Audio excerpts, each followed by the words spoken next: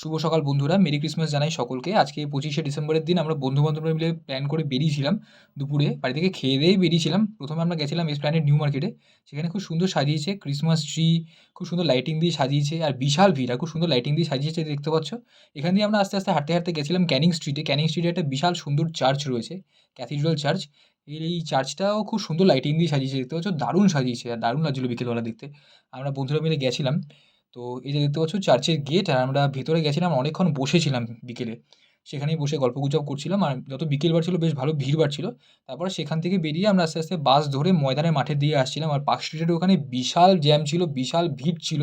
আমি বাসের ভেতর থেকে তোমাদের একটুখানি গ্লিম্পস দেখানোর চেষ্টা করলাম। এই যে দেখতে পাচ্ছ, যেহেতু বাসের ভেতরে রয়েছি তাই হাত কাঁপছে।